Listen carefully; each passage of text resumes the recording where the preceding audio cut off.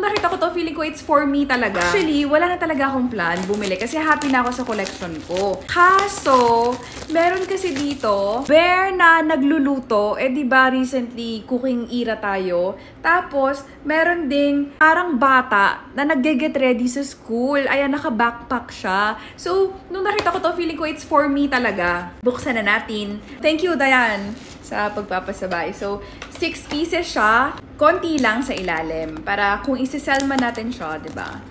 Hindi siya mahirap. Ayan. Ibalik. Or, basta. Guess yun na yun. In fairness, na-miss ko rin naman mag-unbox. Oh, this is for the plantitas. Ayan, yung cactus. For the plantitas. Yeah. More. I think ito na yung, going to school. Ano ba yung exact na tawag sa kanya? Getting ready. I think this one is yung getting ready. Is it? No. Ooh, it has a chair! Cute din to. Hindi ko to ibebenta kasi bihira ako makakuha ng mga nakaupo na Sunny Angel. So, ito, ikikip ko siya. And also, it's a cat. Ang cute niya eh, diba? Tapos may Robbie pa siyang hawak. Hindi naman to secret, diba? Ano, it's not. Cozy reading. Para naman sa mga readers. Mga bookworm. Yan. Para sa mga bookworm. Hindi talaga ako nagbabasa ng book. Pero ever since naging mommy ako, isa sa mga kinokollect ko for Kitty mga libro. So, let me know kung gusto nyo makita yung books collection ni Kitty. Ayan. So, tara, buksan natin ang next. Oh, this one has a pointy. I think ito na yung baking. Is it baking time? Baking treats. Ito na yung baking treats, I think.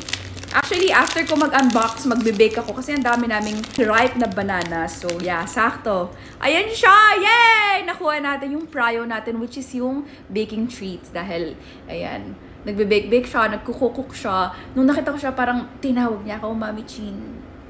Adopt me, Mami Chin. Ganon. So cute!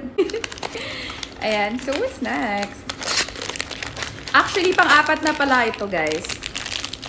And, I don't know ha. Parang secret siya. We'll see. I know pala! Asyumera!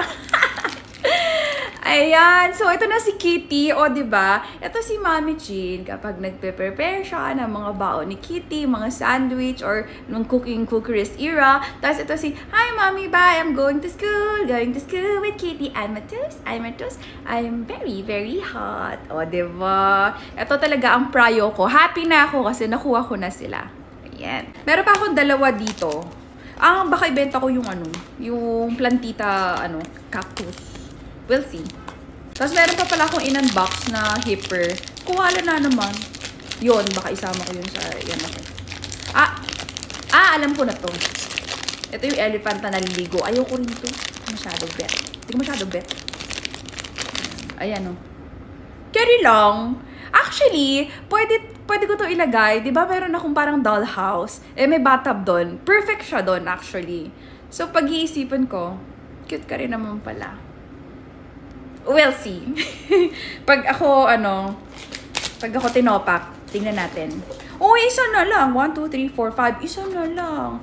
I don't think we're gonna get Oh, cute din ha. Yung isang hindi pa natin nakukuha is para siyang sheep or lamb na nakaganon, na nakahiga. So, kahit hindi to secret, I'm okay. Na yun yung makuha na. I'm okay, I'm fine. Pinchana. Dun, dun, dun, dun. Actually, itong series na to, perfect siya dun sa dollhouse ko. Kasi lahat sila pangbahay. So, perfect talaga siya. Home sweet home, diba?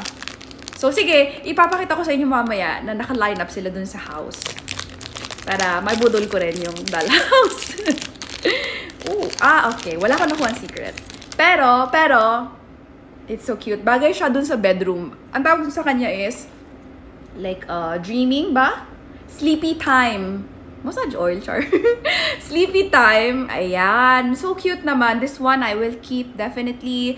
And lahat. Actually, ang medyo walang spark for me is this. Itong dalawa. Pero parang medyo minamahal ko na patagal ng patagal. We'll see. So yun lamang. Abaw. Papakita ko na sa inyo yung bahay sa dollhouse. Okay? Sige, bye-bye. Ito na yung kitchen. Andyan na yung nagluluto at saka yung estudyante natin. Ito naman yung bathroom. Ayan na yung nag-get ready at saka yung para sa mga plantita ng cactus. Ito naman yung living room. So, andyan na yung natutulog at saka yung nagbabasa ng book. And ito na yung bedroom. Which room is your favorite? Can you tell alin dito sa dalawa yung authentic? Bigyan ko kayo ng time. 3, 2, 1. Ito yung nabili ko na 1,000 plus. And ito 75 pesos. Na-curious lang ako, ano kaya yung itsura nung authentic sa hindi? And ito, mas maputi pala siya. And ito, mas brownish. At saka, mas makapal ng dihamak yung tela niya. Ayan o, parang mas flimsy ito. Ito nga pala guys, na-wash na pala to, kaya gumusot siya. Pero nung dumating to sa akin, meron siyang parang tag. Ito, wala. Tapos, ito, may zipper siya. Tapos, ito, wala siyang zipper. Tapos, meron sa likod, nakasulat. Isa, ito, yung tig 75, wala. Actually, the main reason, ba't ako bumili ng Gentlewoman na bag? Kasi, nakita ko to. Ito, Gentle Little Woman. Twinning sila. So, knowing me, mahilig ako sa mga mom and daughter stuff. Bumili ako.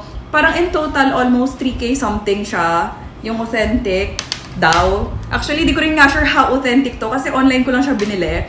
And nakita ko rin ito na worth 70 plus din ata. 75 din. Na Gentle Little Woman. Bumili rin talaga ako just to compare kung ano yung difference. And halata pala talaga siya. Kasi ito, yung pagkaka-print niya, parang medyo faded.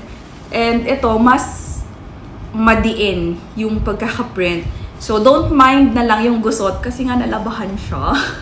Pero, maaano mo talaga sa material na mas matigas din talaga siya. Comparing ito kasi parang super lambot niya. And makikita mo din pala talaga sa print. Although, kung gusto niyo na parang aura-aura lang, ganun, for picture-picture, ganun, syempre pang bata lang naman. Pwede na rin naman, I guess, sa malayo. Pwede na rin, di ba? So, ayan, ilalagay ko na lang to sa yellow basket. And shoutout pala kay Mommy Costi. Ikaw ang nakabudol sa akin dito. Sa kanya ko first nakita itong bag na to. And super nakitan talaga ako. Tapos, nasuot ko na rin pala. Nasuot na rin pala namin ni Kitty. Ito, sa isang gala, Mother's Day, ganap namin. And nakakatawa, nagpabili si Daddy Christian. Ito. Anong gentle. Nagpabili siya. Para daw pag suot namin to, nakatuwining kami, ito daw yung gagamitin niya na bag. Wala lang. Ang cute. So, yan. Ilalagay ko lahat sa yellow basket. Pati yung suot ko ngayon. Wait lang. Diba? Skirt yan. You know, shorts yan. And ito, meron ako nito iba-ibang colors. So, sobrang gusto ko sa kanya. Meron akong blue, white, black, pink, beige. So, anyways, yan. Bagay siya sa pants. O, diba?